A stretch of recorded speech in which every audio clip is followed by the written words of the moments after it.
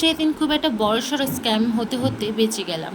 হ্যাঁ, এটা নিয়েছিলাম মিশো থেকে, একটা পার্সেল এসেছিলো। আর পার্সেলটা প্রথমটা এত হালকা ছিল, ভেবেছিলাম এর ভেতরে কী নেই কী আছে, কিন্তু পার্সেলটার ভেতরে খুলে দেখি না একটা শাঁখা পোলা আছে।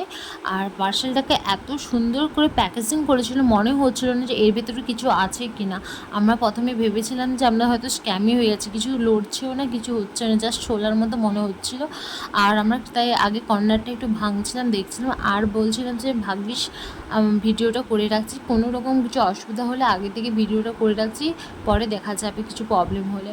তো ভয় ভয় করে খুলছিলাম, বাট না, এটা একটা শাঁখা পলা ছিল।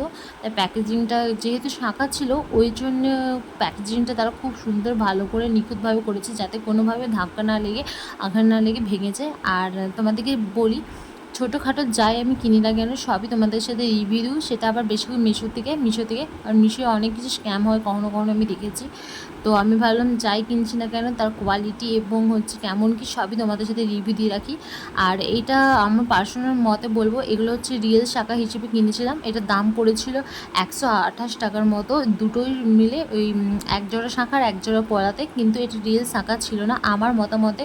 এগুলো হচ্ছে যেগুলো হচ্ছে যে ঠাকুরের মূর্তি তৈরি হয় যে চীনামাটির, তার শাঁখা ছিল।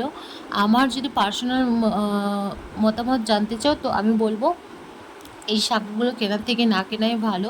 তুমি রিয়েল আর 50 টাকা হয়তো এক্সট্রা দিয়ে যেখানে রিয়েল শাঁখা পাওয়া যায় সেগুলো কিনতে পারো। আর এগুলো খুব একটা জেল্লাও দিচ্ছিলো না, ভালো লাগছিল না।